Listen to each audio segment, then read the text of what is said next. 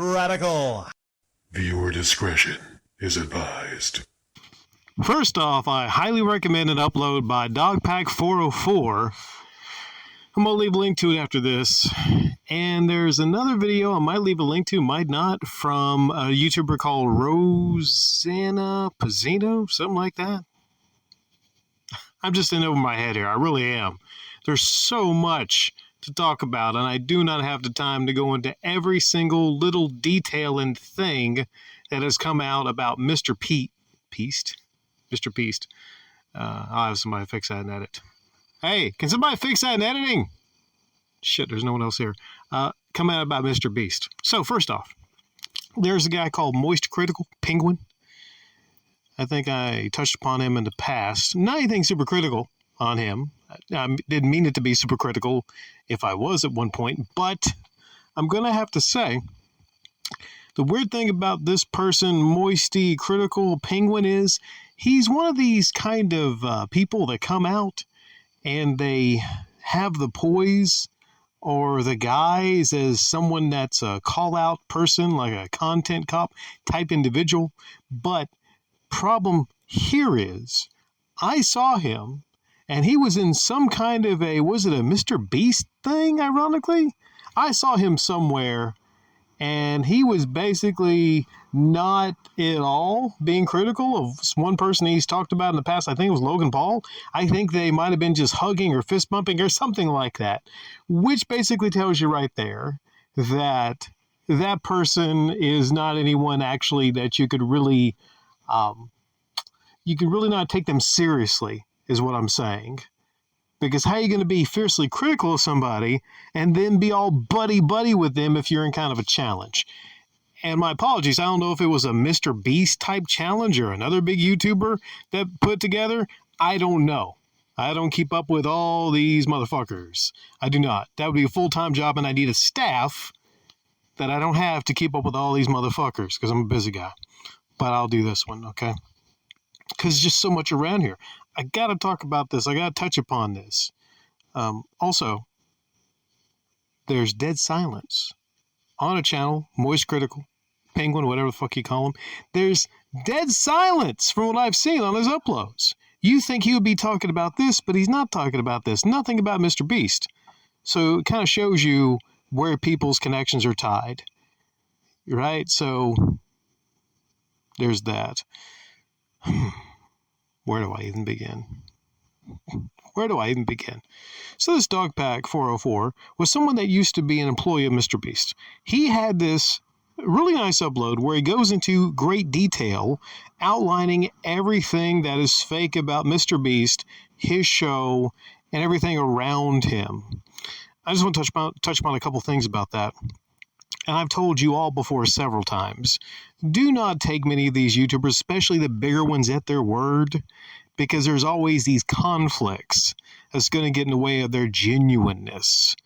Now, formerly, the biggest YouTuber was PewDiePie. And not everyone likes PewDiePie. But the thing about MrBeast's rise is, it seems to be, there's an element of fraud to it. Let me explain, right? So, if you want some sway on YouTube, you talk about your views and your subscribers. MrBeast basically did not get all of his views on YouTube by being the best YouTuber, by being the most skilled YouTuber, even having the best uploads on YouTube. No, MrBeast basically broke down the algorithm and figured out a mathematical way to get people to go to his comment section, to interact, to subscribe, all this kind of stuff. And hey, kudos as a businessman for that. He figured it all out, right?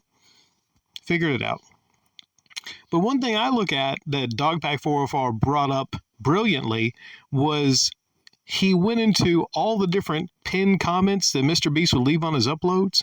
It's pretty shocking there because he's telling people, subscribe for money, basically. Subscribe to possibly win a new car. And it's bullshit. It's bullshit.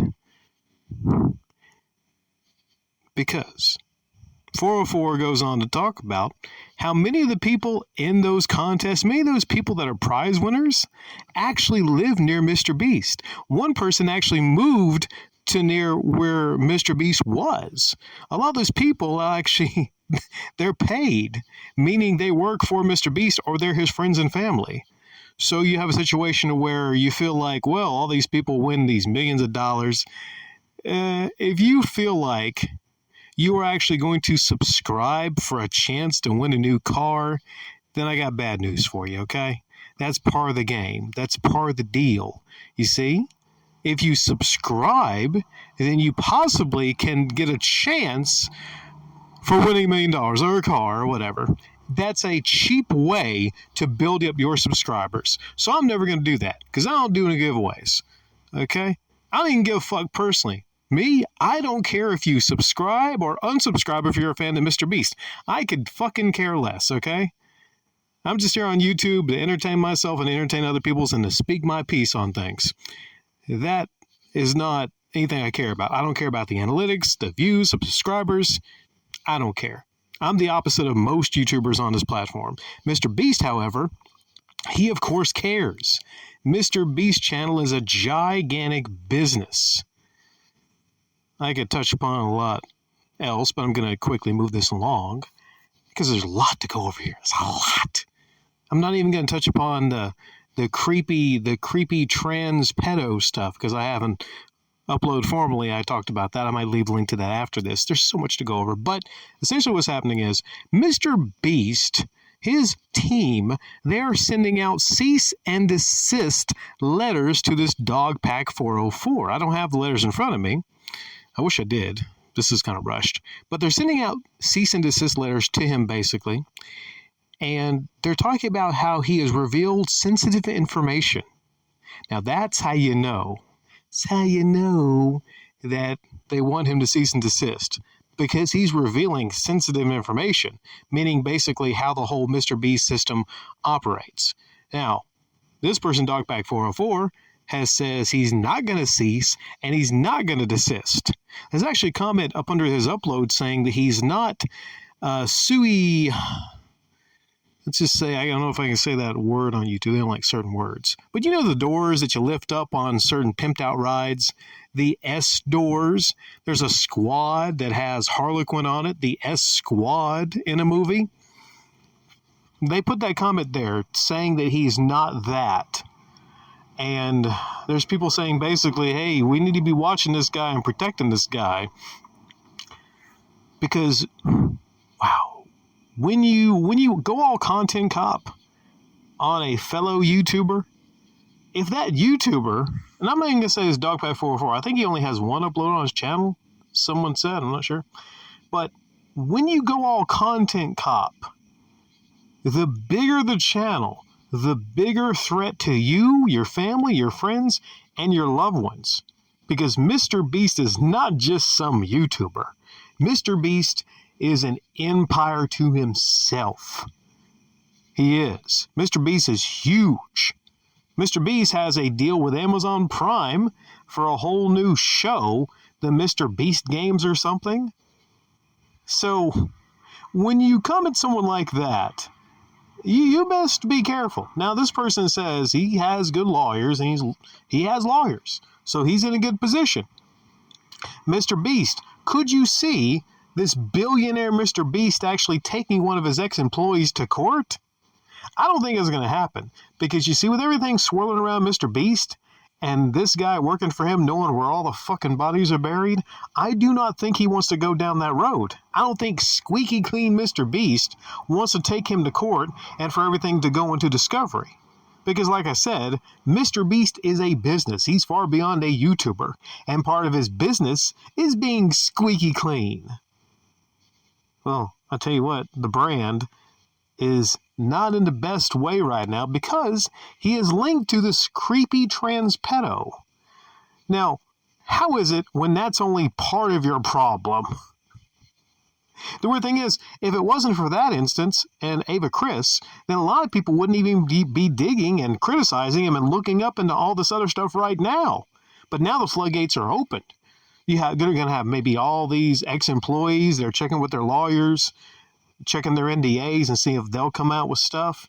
You have, finally, I'll touch upon this, the MrBeast games, where this other YouTuber, female YouTuber, she talked about some stuff. Other people talked about contestants, and it's actually horrifying if this stuff is true. I can't personally verify all this stuff, so take that with a grain of salt. That they were not prepared for the Beast games. And certain instances where people were having seizures and no access to their medication, people were not getting fed, people were not getting clean undergarments. Some people were actually having to use the bag that they gave him to sleep on a hardwood floor in a stadium. There's all kind of stuff there. But the worst part is the fact that I believe it's catered more towards the physical young males, and the physical young males were actually violently, maybe in races, they were pushing the females out of the way to try to win. There's a lot there. There's a lot there with the MrBeast games.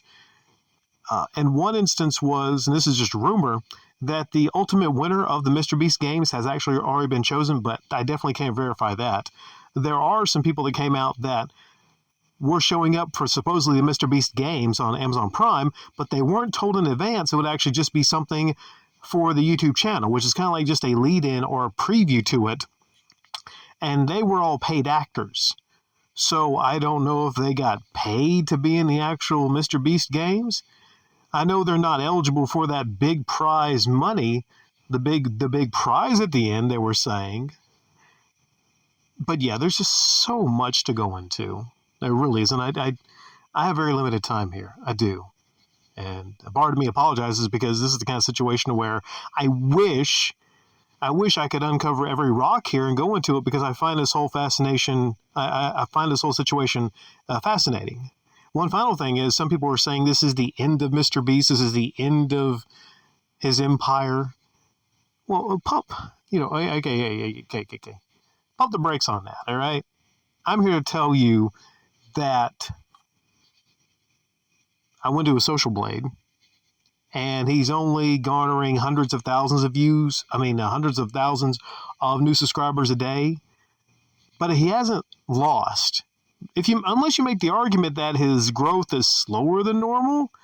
But I'm telling you, when 90% of your audience is, the little ones can't really fully comprehend all the criticism. Kind of in the same way where, well, it's not exactly the same. There's Gerard the Completionist that for several years I used to call out, and here recently I owe a great bit of gratitude to Carl Jobst and Mudahar for bringing to light a lot of stuff about him recently. He might have lost some subscribers, but as far as I know, he's still on YouTube. And he's not completely over and done with.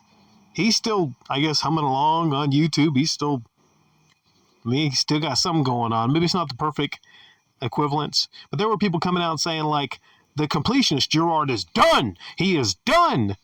Well, you're only done if you have no more support. And the weird thing is, as time goes by with these kind of things, sometimes your audience, they'll forgive you over time, or they are a little bit on the younger side, and they fully can't comprehend the bad things that adults do because they are not adults.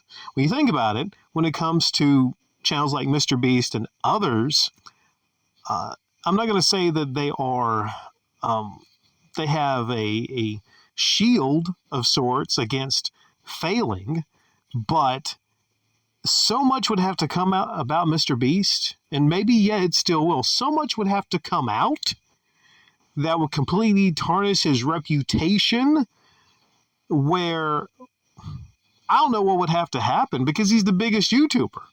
What would it take for a titan like MrBeast to actually be taken down?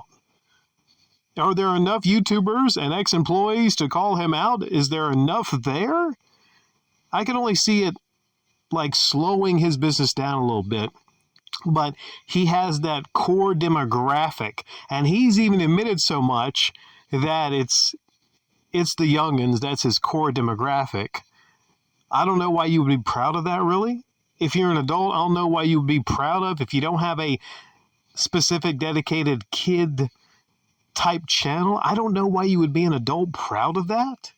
I will say it's kind of weird because considering, just throwing this out there, considering that most of his audience, the vast majority, are the little ones, it's kind of weird he stuck up for and defended Ava Chris for so long. Isn't it? Isn't it?